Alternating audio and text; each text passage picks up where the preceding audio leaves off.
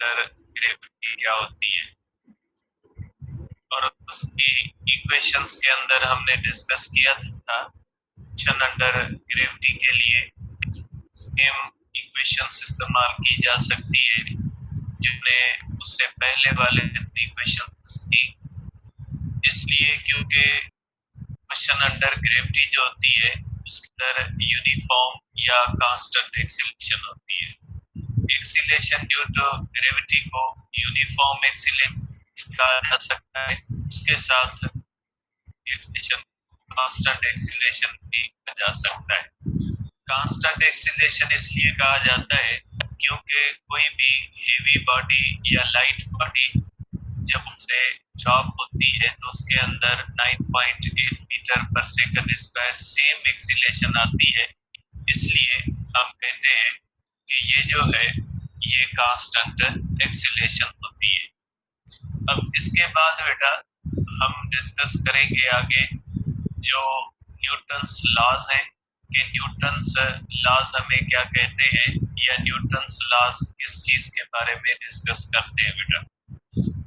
तो देखिए बेटा, न्यूटन के लॉज को पढ़ने से पहले आपके माइंड में होना चाहिए कि बैलेंस्ड फोर्स और अनबैलेंस्ड फोर्स किसको कहा जाता है।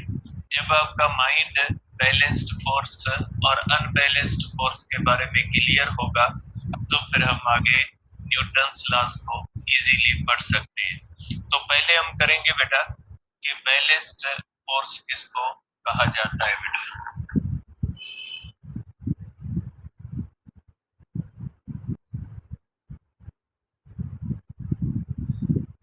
देखिए बेटा, बैलेंस्ड फोर्स क्या होती है या बैलेंस्ड फोर्स किसको कहा जाता है। ऐसा हो नहीं सकता कि यूनिवर्स के अंदर कोई भी ऐसी चीज हो जिसके ऊपर कोई भी अलग सालों के कॉन्सेप्ट के तहत जितने भी पेट्स हैं की वजह से रिवॉल्व कर, हर एक का सेंटर अर्थ है, अर्थ का सेंटर सन है, सन का कोई और होगा, गैलेक्सी का कोई और होगा। तो इस तरह से आप देख सकते हैं कि हर चीज under the action of gravity है। अगर जमीन ले ले तो जमीन के ऊपर जितनी भी चीजें हैं उनके ऊपर भी फोर्स ऑफ ग्रेविटी लग रही है। तो ऐसा कहना कि यूनिवर्स के अंदर कोई ऐसी बॉडी भी होगी जिसके ऊपर कोई भी फोर्स नहीं लग रही होगी, तो ऐसा कहना थोड़ा जो है वो सही नहीं रहेगा। अब यूनिवर्स के अंदर हर चीज के ऊपर कोई ना कोई फोर्स तो लग रही होती है, और कोई फोर्स लगे न लगे ग्रेविटेशनल फोर्स लग रही होती है। तो इसका मतलब है कि यूनिवर्स में बगैर फोर्स के जिस बॉडी के ऊपर फोर्स ना लगे ऐसी बॉडी का रहना नामुमकिन है। तो जब हर बॉडी के ऊपर फोर्स लग रही होती है तो वहां पे हम कॉन्सेप्ट लेते हैं बैलेंस्ड और अनबैलेंस्ड फोर्स का। अब बैलेंस्ड फोर्स का मतलब क्या होता है बेटा। बैलेंस्ड फोर्स का मतलब होता है कि जब किसी भी बॉडी के ऊपर दो या दो से ज्यादा फोर्सेस लग रही हो और उन फोर्सेस का वेक्टर सम अगर जीरो हो तो हम कहेंगे कि फोर्सेस बैलेंस्ड है। जाहिर सी बात है बगैर फोर्स के तो बॉडी नहीं होगी, लेकिन बॉडी के ऊपर जितनी भी फोर्सेस लग रही है उन सब फोर्सेस का अगर वेक्टर सम या उन सब फोर्सेस का रिजल्टेंट या नेट फोर्स जीरो हो तो हम कहेंगे कि बॉडी के ऊपर बैलेंस्ड फोर्स लग रही है। तो आप कहोगे कि सम ऑफ ऑल फोर्सेस, ठीक है, sum of all forces acting on body is zero. या आप ये भी कह सकते हैं कि net net force is equal to 0। तो आप इसको इस तरह से बेटा डायग्राम में भी देख सकते हैं कि सपोज करें कोई भी बॉडी इस तरह से अगर किसी भी ऑब्जेक्ट के ऊपर पड़ी है बेटा, तो ये इसका वेट होगा बेटा, ठीक है, और ये नॉर्मल रिएक्शन होगा बेटा, ठीक है। तो इस तरह से अगर आप करोगे तो इसके अंदर force net is equal to 0 होगी बेटा, क्योंकि वेट और नॉर्मल रिएक्शन एक दूसरे के बराबर होते हैं। यहाँ पे आप लिख सकते हैं कि weight is equal to normal reaction. लेकिन ये बात याद रखिएगा बेटा कि नॉर्मल रिएक्शन हमेशा वेट के बराबर ऐसा होना जरूरी नहीं है। नॉर्मल रिएक्शन वेट से छोटा भी हो सकता है, बड़ा भी हो सकता है, और ये कंडीशंस बाद में डिस्कस करेंगे। लेकिन याद रखिएगा कि नॉर्मल रिएक्शन हमेशा इक्वल टू वेट हो ऐसा होना जरूरी नहीं है। तो अगर आप कहते हैं कि एक हॉरिजॉन्टल उसके ऊपर जब बॉडी इस तरह होती है तो उसके ऊपर भी इस तरह आप कह सकते हैं। अगर आप इस तरह से भी कह सकते हैं कि सपोज करें इस तरह से की है, उसके ऊपर एक फोर्स इस तरफ है, एक फोर्स इस तरफ है, और नॉर्मल इस तरह से है और वेट इस तरह से है। तो इसके अंदर भी अगर F1 is equal to F2 है, normal is equal to weight है, तो इस कंडीशन के अंदर भी नेट हो जाएगी, ठीक है। या से है कोई बॉडी है वो इस तरह से मूव कर रही है, इस तरह से अप्लाइड फोर्सेस के ऊपर अप्लाइड है, तो यहाँ इसको आती है, फिर यहाँ पे इसके ऊपर लग होता है वेट और यहाँ पे लग रहा होता है नॉर्मल रिएक्शन।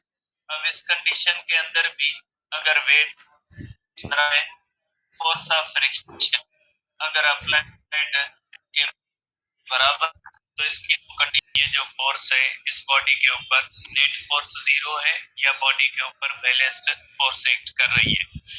अब बैलेंस्ड फोर्स क्या कर सकती है बेटा? बैलेंस्ड फोर्स जब बॉडी के ऊपर लगती है तो बॉडी के अंदर दो चीजें हो सकती है। बॉडी अगर रेस्ट में है तो रेस्ट में रहेगी। अगर कोई भी बॉडी मूव कर रही है विद यूनिफॉर्म, अगर मूव कर रही है तो उस बॉडी की वेलोसिटी यूनिफॉर्म रहेगी under the action of balanced body है, उसके ऊपर लग रही कितनी भी फोर्सेस वाले लग रही हो। लेकिन अगर वो बॉडी रेस्ट में है तो हम कहेंगे बैलेंस्ड फोर्स है, ये बॉडी के ऊपर बैलेंस्ड फोर्स है। नंबर 2 बेटा, body is moving with uniform velocity। Body uniform velocity से मूव करती है, इसके अंदर एक्सेलरेशन इज इक्वल टू 0 होती है बेटा। तो आप कहोगे कि अगर कोई भी बॉडी यूनिफॉर्म वेलोसिटी से मूव कर रही है तो उसके ऊपर भी बैलेंस्ड फोर्स लग रही है। तो इस चीज से एक कंक्लूजन आता है कि बैलेंस्ड फोर्स कभी भी एक्सीलरेशन पैदा नहीं कर सकती और बैलेंस्ड फोर्स कभी भी स्टेट चेंज नहीं कर सकती, ठीक है। जब वेलोसिटी चेंज नहीं होती तो इसका मतलब है कि बैलेंस्ड फोर्स एक्सीलरेशन भी पैदा नहीं कर सकती, मोमेंटम को भी चेंज नहीं कर सकती, काइनेटिक एनर्जी को भी चेंज नहीं कर सकती। हर चीज को ये बैलेंस्ड फोर्स चेंज नहीं कर सकती। तो दो बहुत ही मेजर इसके अंदर बातें होंगी जिनको हम कंक्लूजन की सूरत में लिखते हैं कि इसका कंक्लूजन क्या होगा बेटा? इसका कंक्लूजन ये होगा कि balanced force balanced force can not change state of body or cannot produce acceleration बेटा। तो ये हो जाएगी हमारे पास बेटा balanced force can not change state of body और कैन नॉट प्रोड्यूस एक्सेलरेशन बेटा। अब हम करते हैं बेटा कि दूसरी जो फोर्स होती है अनबैलेंस्ड फोर्स क्या होती है बेटा। अनबैलेंस्ड फोर्स क्या है या अनबैलेंस्ड फोर्स क्या कर सकती है बेटा। अनबैलेंस्ड फोर्स का मतलब या मकसद क्या होता है बेटा। अनबैलेंस्ड फोर्स का मतलब होता है जिसके अंदर सम ऑफ ऑल फोर्सेस जीरो ना हो। ठीक है बेटा। अनबैलेंस्ड फोर्सेस का मतलब होता है कि अनबैलेंस्ड फोर्सेस के अंदर कोई भी बॉडी जब अनबैलेंस्ड फोर्स के अंडर में है तो अनबैलेंस्ड फोर्स का मतलब है कि उसके ऊपर नेट फोर्स जीरो नहीं है। ठीक है। तो आप कहोगे sum of all forces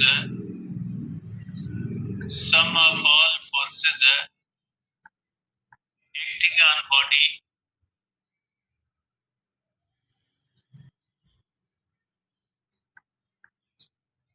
is not zero.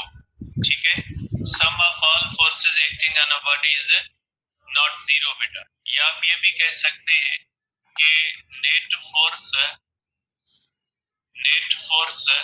Is not equal to zero.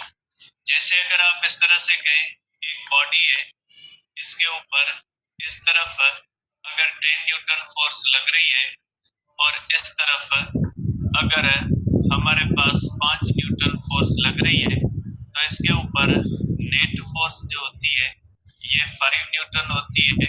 Means net force जो है ये नॉट इक्वल टू जीरो है। Means force is unbalanced. यहाँ पे फोर्स जो है वो अनबैलेंस्ड फोर्स है। अब अनबैलेंस्ड फोर्स क्या कर सकती है बेटा। अनबैलेंस्ड फोर्स के बारे में ही न्यूटन के लॉज है कि जब किसी भी बॉडी के ऊपर अनबैलेंस्ड फोर्स लगेगी तो उसको क्या होगा ये हमें बताता है न्यूटन का लॉ। लेकिन सिंपली आप ये कह सकते हैं कि जब अनबैलेंस्ड फोर्स लगती है तो एक्सीलरेशन भी पैदा होती है और अनबैलेंस्ड फोर्स जो होती है वो स्टेट भी चेंज करती है। अनबैलेंस्ड फोर्स मोमेंटम भी चेंज करती है। अनबैलेंस्ड फोर्स काइनेटिक एनर्जी भी चेंज करती है। तो ये सब की सब चेंजेस जो होती है ये किस वजह से आती है। ये हमेशा अनबैलेंस्ड फोर्स की वजह से आती है। आप लिख सकते हैं बेटा इसका कंक्लूजन, भले आप इसका भी कर लें कि unbalanced force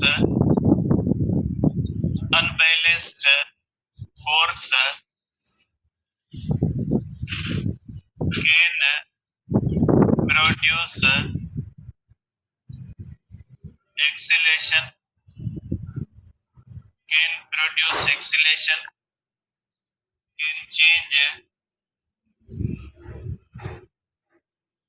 state of body and also can change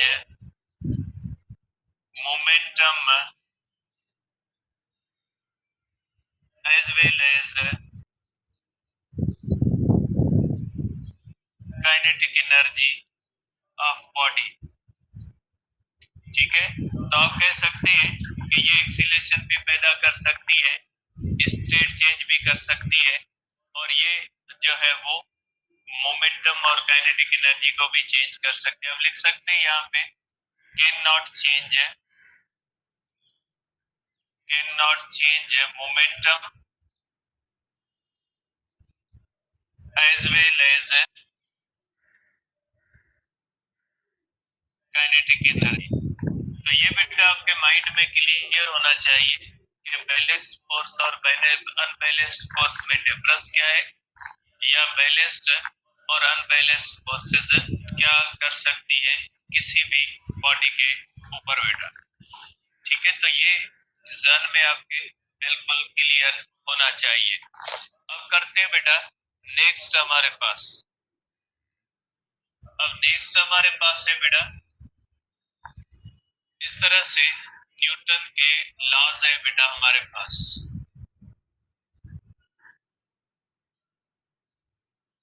Newton's laws of motion बेटा। अब न्यूटन्स लॉज ऑफ मोशन जो होते हैं इसके बारे में हम डिस्कस करेंगे कि न्यूटन के लॉज क्या कहते हैं बेटा। देखिए बेटा न्यूटन के ये जो लॉज है बहुत ही सिंपल फॉर्मेट के अंदर आपके बुक के अंदर दिए गए, लेकिन ये लॉज इतने छोटे नहीं है जितने इनको करके यहाँ पे पेश किया गया है। बहरहाल आपके सिलेबस के अंदर जिस लेवल तक है वहां तक हम इसको डिस्कस करते हैं, लेकिन ये वो लॉज है जिन लॉज से ही आगे क्ल्यू आता है स्पेशल थ्योरी ऑफ रिलेटिविटी का, या मुख्तलिफ चीजों की जो बुनियाद पड़ी है वो इन्हीं लॉज से पड़ी है। तो बेटा न्यूटन के तीन लॉज होते हैं, एक फर्स्ट लॉ ऑफ मोशन होता है, सेकंड लॉ ऑफ मोशन होता है और थर्ड लॉ ऑफ मोशन होता है। तो पहले हम डिस्कस करते हैं कि फर्स्ट लॉ ऑफ मोशन किसको कहा जाता है बेटा। ठीक है, तो हम करेंगे बेटा कि फर्स्ट लॉ ऑफ मोशन। ठीक है, फर्स्ट लॉ ऑफ मोशन है बेटा, इसको लॉ ऑफ फोर्स भी कहा जाता है, इसको लॉ ऑफ इनर्शिया भी कहा जाता है। इसको फर्स्ट लॉ ऑफ मोशन को लॉ ऑफ फोर्स भी कहते हैं और इसको आप लॉ ऑफ इनर्शिया भी कहते हैं बेटा। अब ये लॉ कहता क्या है बेटा, ये लॉ कहता है कि जब किसी भी बॉडी के ऊपर अनबैलेंस्ड फोर्स लगाओगे तो उस बॉडी के अंदर एक्सीलरेशन पैदा होगी, और वो जो एक्सीलरेशन पैदा होगी वो हमेशा उस डायरेक्शन के अंदर पैदा होगी जिस डायरेक्शन के अंदर फोर्स लगती है। ठीक है, पहला कॉन्सेप्ट जो देता है ये यही कॉन्सेप्ट देता है फर्स्ट लॉ ऑफ मोशन। तो फर्स्ट लॉ ऑफ मोशन की स्टेटमेंट आप इस तरह से कह सकते हैं कि when unbalanced force acts on a body then acceleration is produced in the direction of force। कि जब किसी भी बॉडी के ऊपर अनबैलेंस्ड फोर्स लगती है तो अनबैलेंस्ड फोर्स लगने की वजह से उस बॉडी के अंदर एक्सीलरेशन भी पैदा होती है और acceleration in the direction of force भी पैदा होती है बेटा। आप ये कह सकते हैं कि बेटा कि इसकी स्टेटमेंट ये होती है बेटा, इसकी स्टेटमेंट ये होती है बेटा कि व्हेन अनबैलेंस्ड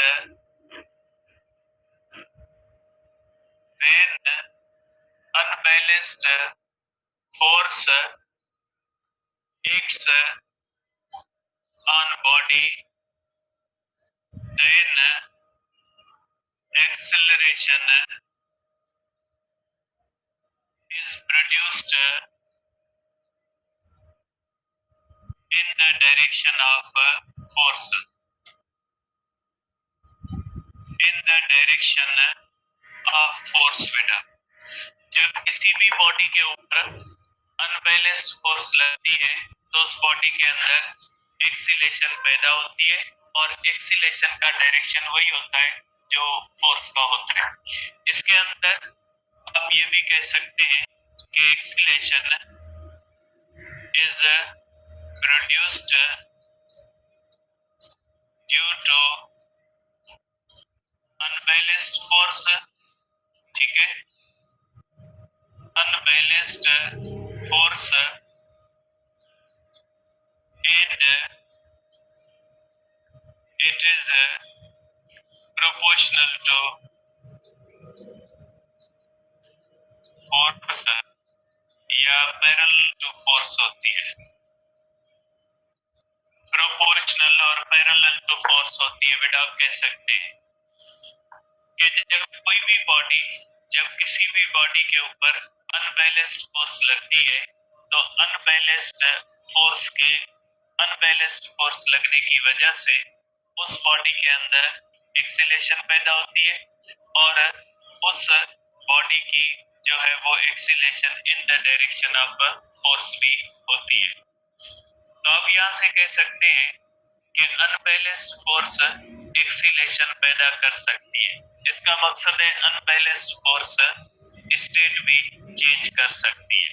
तो आप कहेंगे कि unbalanced force can change state of body.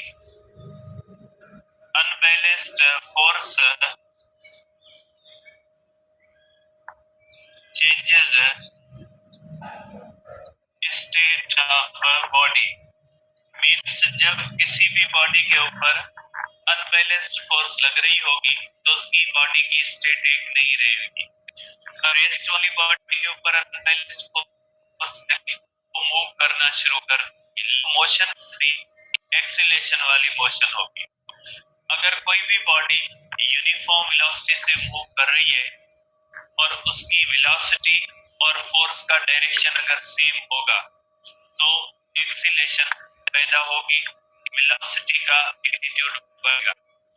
और अगर वेलोसिटी के और फोर्स के दरमियान डायरेक्शन अपोजिट होगा तो फिर उस बॉडी के अंदर पैदा होगी। मींस जब किसी भी बॉडी के ऊपर अनबैलेंस्ड फोर्स लगेगी बॉडी की तीन चीजें हो सकती है। अगर वो रेस्ट में है तो वो मूव करना शुरू कर देगी विद एक्सीलेशन। अगर वो मूव कर रही है विद यूनिफॉर्म वेलोसिटी तो वो एक्सीलेट भी कर सकती है और डिसेलरेट भी कर सकती है। तो आप कह सकते हैं कि if unbalanced force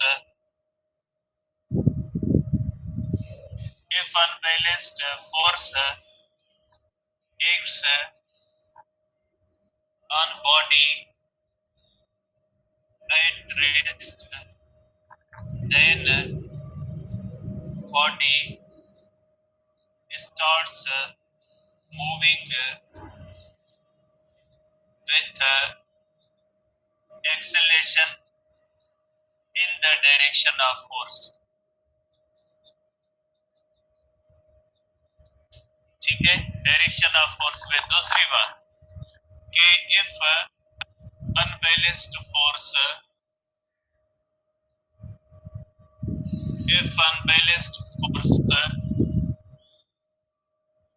is acting on body moving with uniform velocity, then acceleration is produced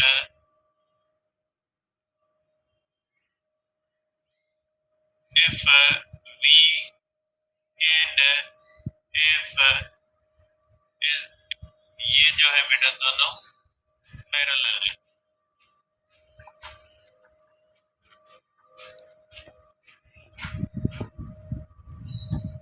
बेटा अगर इफ अनबैलेंस्ड फोर्स है बेटा कि अगर अनबैलेंस्ड फोर्स है is velocity acceleration is produced if v and if parallel means same direction में। अगर कोई भी है वो इस तरह से जा रही है, वेलोसिटी का डायरेक्शन भी फोर्स का डायरेक्शन भी यही है। इस तरह उसमें वेलोसिटी का भी यही है और फोर्स का भी यही है। तो एक्सीलेशन बेटा पैदा होती है या इस तरह से होता है कि अगर कोई भी वेलोसिटी का डायरेक्शन इस तरह से फोर्स का डायरेक्शन अगर इस तरह से एक्स डायरेक्शन इसी तरह से होता है। अगर कोई भी बॉडी इस तरफ जा रही है बेटा वेलोसिटी से और फोर्स इस तरह से लग रही है बेटा, तो इसके अंदर भी बेटा एक डायरेक्शन जो होता है वो वेलोसिटी के अंदर होता है। तो इन सब कंडीशंस के अंदर जो है वो आप कह सकते हैं कि एक्सीलरेशन पैदा हो रही है बेटा। ठीक है, तो आप इस सेंस में आप कहोगे कि किसी भी तरह से जब फोर्स की डायरेक्शन या फोर्स के कंपोनेंट की डायरेक्शन वेलोसिटी के डायरेक्शन से पैरेलल होगी तो उसके अंदर एक्सीलरेशन पैदा होती है। If unbalanced force, if unbalanced force acts on body moving with uniform velocity,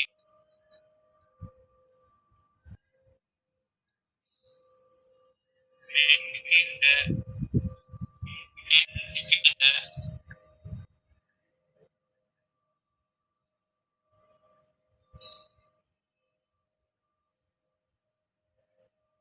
if unbalanced force acts on a body moving with uniform velocity, such that force are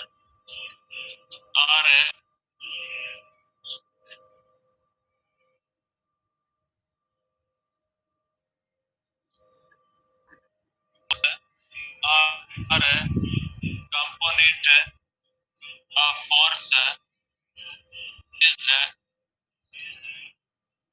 in parallel to velocity, then deceleration is produced.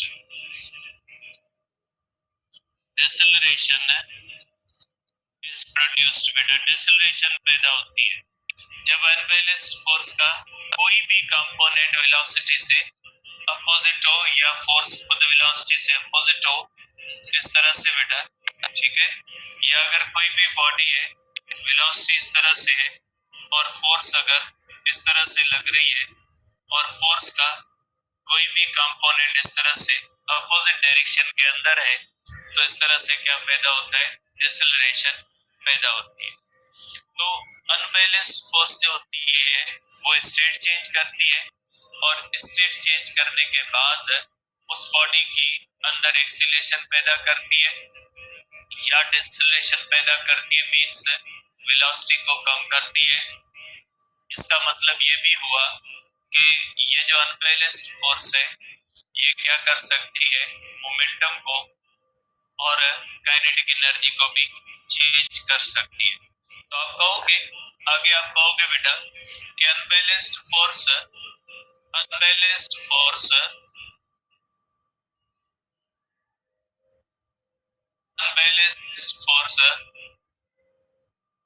Can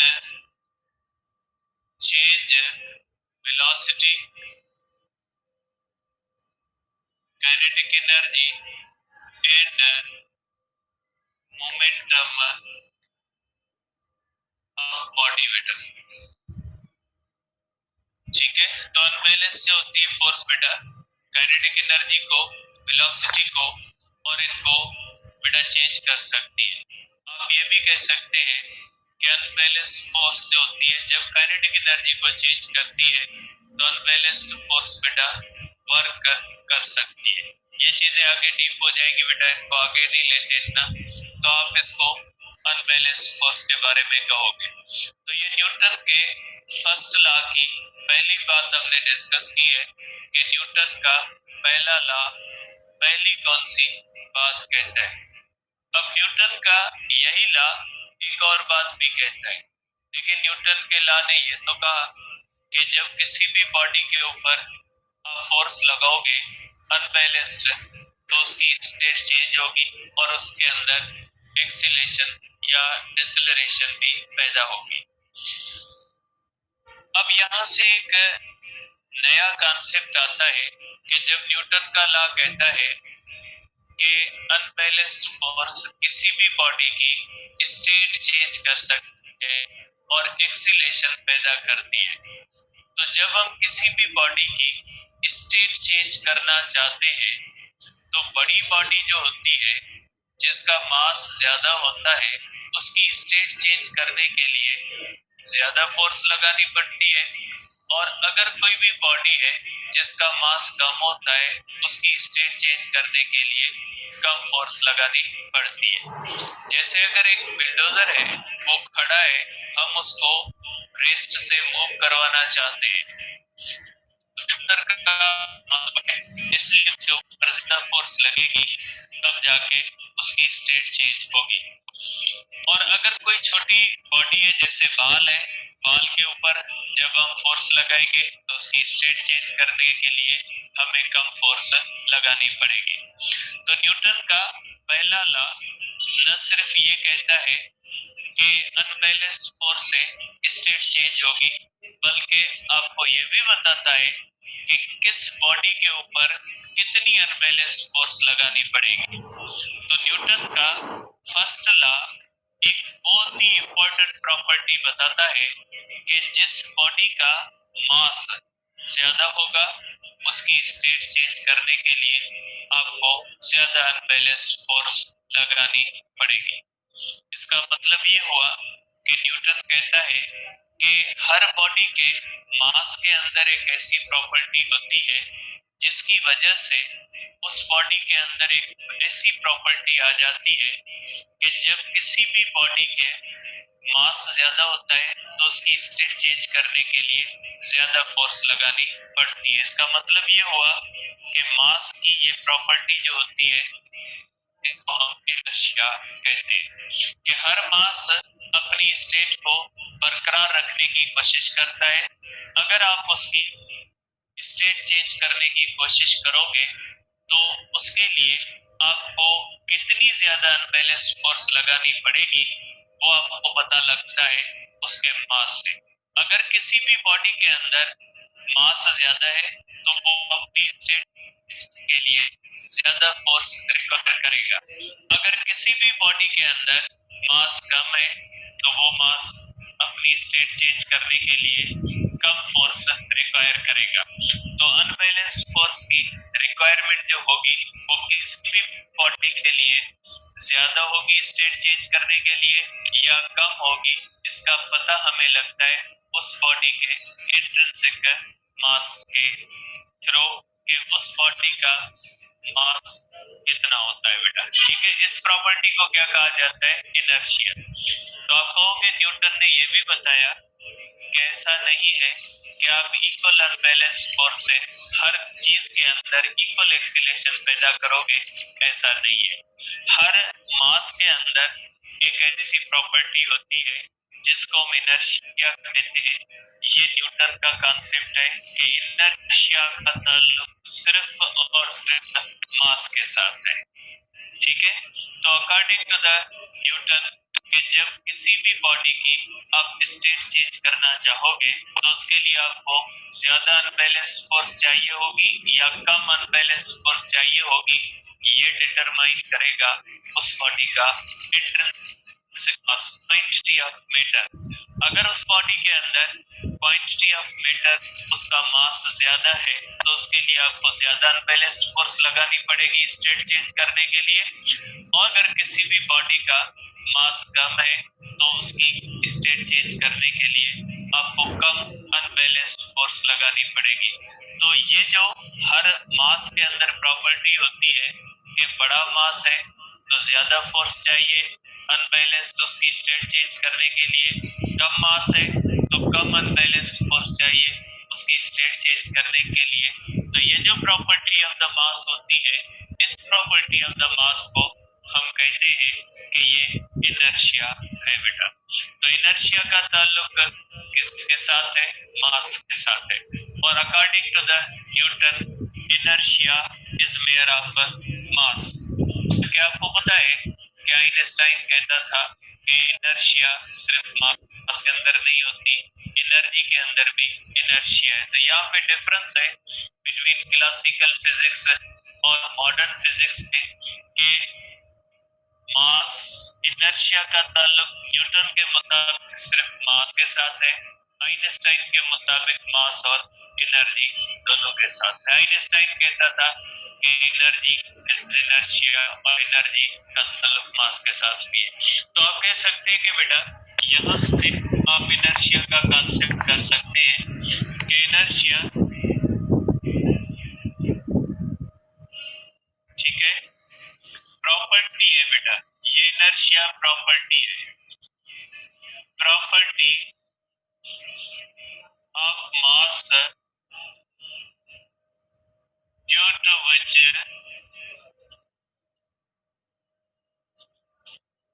we know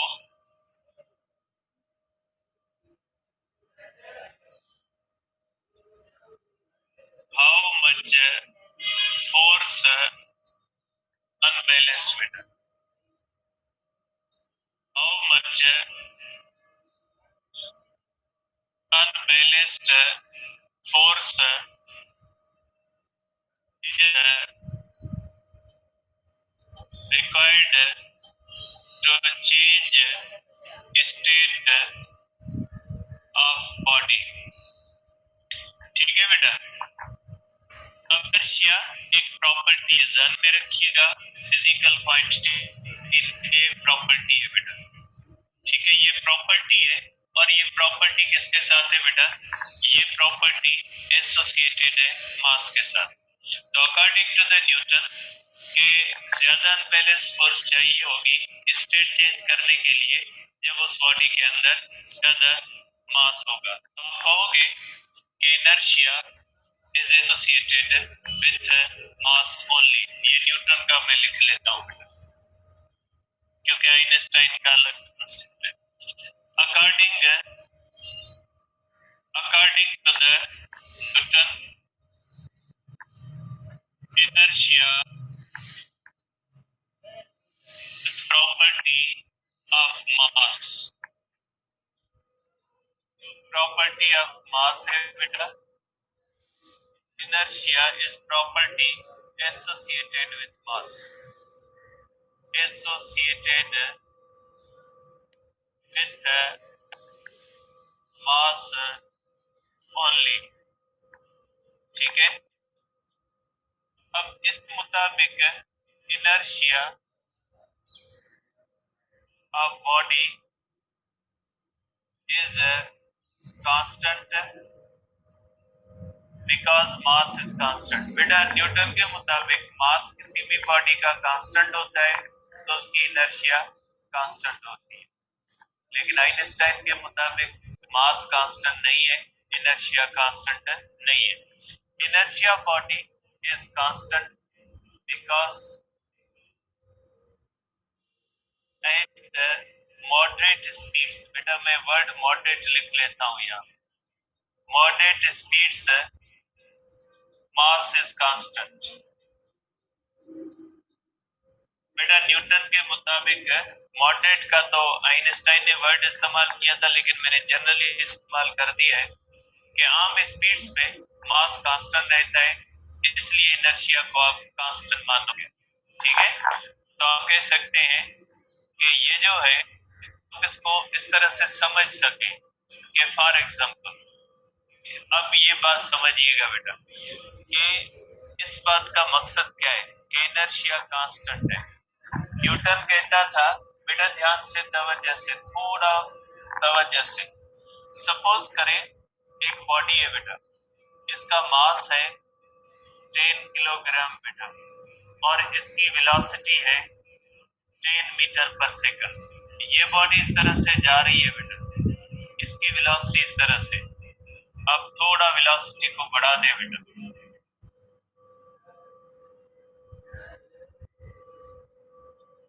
suppose करें बेटा इस body का मास है 1 ग्राम बेटा और इसकी velocity 1 है 10 power 6 metre पर सेकंड बेटा, ठीक है, 10 पावर 5 कर दे, 10 पावर 5 मीटर पर सेकंड है बेटा। अगर इसके ऊपर आप फोर्स लगाते हो बेटा, सपोज करें इसके ऊपर आप फोर्स लगाते हो 10 पावर 3 न्यूटन बेटा, 10 पावर 3 न्यूटन लगाने के बाद सपोज करते हैं बेटा, सपोज कर लेते हैं कि बेटा इसके अंदर इसकी वेलोसिटी बढ़ के जाती है बेटा 10⁻⁶ मीटर पर सेकंड बेटा। ठीक है, आपने फोर्स F1 लगा ली, क्योंकि फिर आप कैलकुलेशन करके भेजोगे कि बराबर नहीं आता, इसलिए मैं फोर्स की वैल्यू नहीं ले रहा। तो बेटा ये हो जाएगा कि अगर हमने फोर्स लगाई F1, ठीक है, और ये F1 है F के बराबर और इसकी वेलोसिटी बन गई 10⁻⁶ मीटर पर सेकंड। ठीक है, अब अगर इसकी वेलोसिटी आगे हम करना चाहेंगे 10⁻⁷ मीटर पर सेकंड, बेटा यहाँ पे इसकी वेलोसिटी थी 10⁻⁵ मीटर पर सेकंड, हमने फोर्स F लगाई, इसकी वेलोसिटी हो गई 10⁻⁶, यहाँ पे हमने फोर्स लगाई F2 बेटा। अब क्या F1 और F2 बराबर होंगी या नहीं होगी, क्योंकि बॉडी की स्टेट के अंदर चेंज तो सेम आई है। 10⁻⁵ से ये 6 बना, ये 6 से 7 बना बेटा, चेंज तो सेम आई है। तो बेटा न्यूटन कहता था कि सेम फोर्स लगेगी सेम चेंज के लिए, क्योंकि वो समझता था कि मास कांस्टेंट है। न्यूटन क्या समझता था? मास कांस्टेंट है, सेम फोर्स रिक्वायर होगी सेम चेंज के लिए, मींस इनर्शिया रिमेन्स कांस्टेंट, क्योंकि इनर्शिया सेम है तभी सेम फोर्स चाहिए होगी सेम चेंज के लिए, अकॉर्डिंग टू द न्यूटन।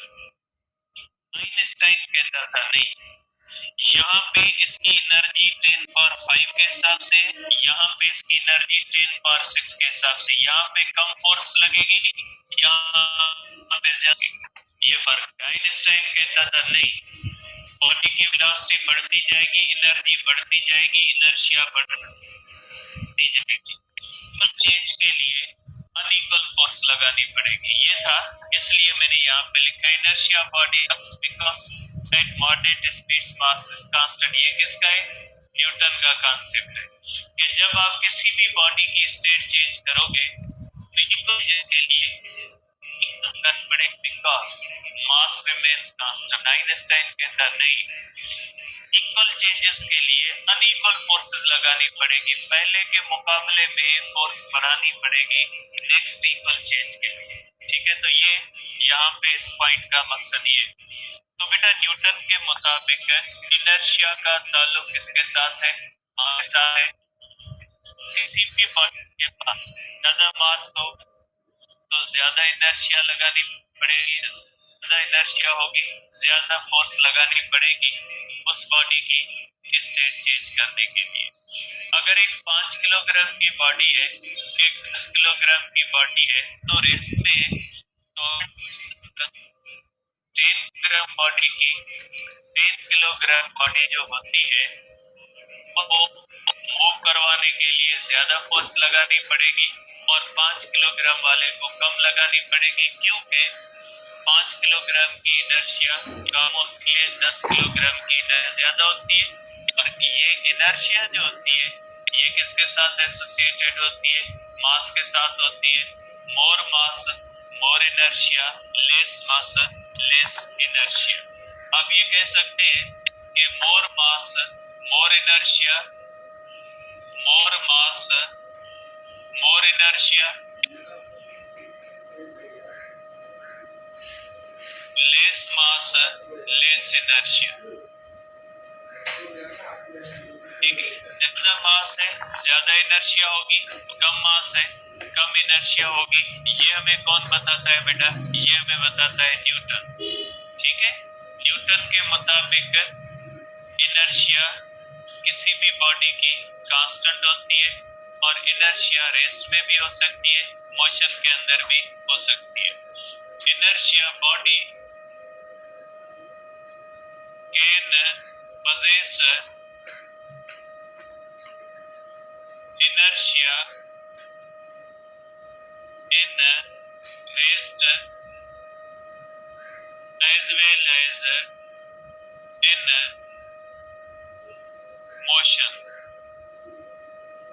ठीक है, अब आप ये कह सकते हैं कि इनर्शिया का ताल्लुक रेस्ट के साथ भी है, मोशन के साथ भी है, क्योंकि इनर्शिया मास की वजह से होती है, मास से भी होता है, मोशन के अंदर भी होता है। जब कोई भी बॉडी रेस्ट में होती है तो इनर्शिया ऑफ रेस्ट कहलाती है। जब कोई भी बॉडी मोशन में होती है तो इनर्शिया ऑफ मोशन कहलाती है। तो रेस्ट की इनर्शिया की सकती है और हो सकती है, ठीक है।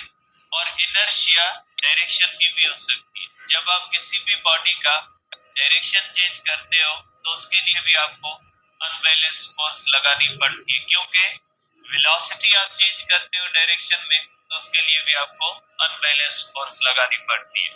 तो इनर्शिया को आप फर्दर कह सकते हैं कि कोई भी बॉडी रेस्ट में होती है, रेस्ट से मूव करवाना चाहो तो इनर्शिया ऑफ मोशन होगी। अगर कोई बॉडी मूव कर रही है, उसको आप एक्सीलरेट करवाना चाहते हैं, आप डिसेलरेट करवाना चाहते हैं, उसके लिए आपको जो अनबैलेंस्ड फोर्स चाहिए तो उसको आप कहोगे इनर्शिया ऑफ मोशन। अगर आप डायरेक्शन चेंज करना चाहते हो तो उसको कहा जाएगा इनर्शिया ऑफ डायरेक्शन। अब तीसरी बात आती है इससे बेटा, और तीसरी बात कौन सी आती है कि ये आती है कि Newton's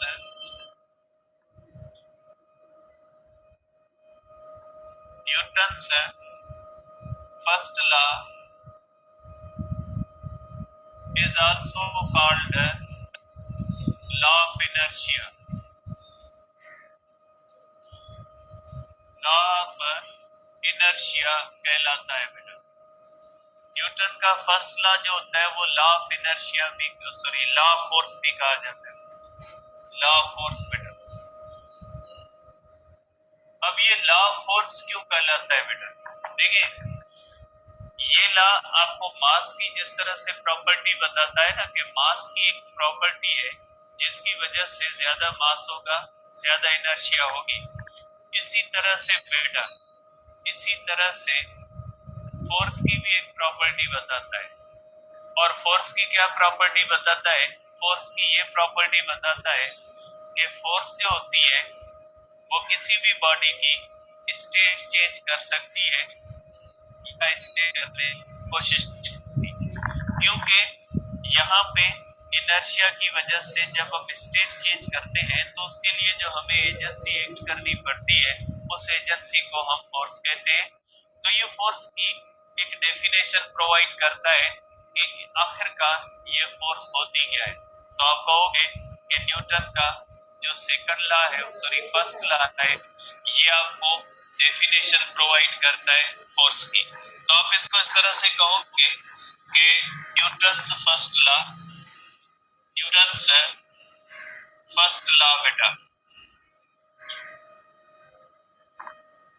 states that force is an agency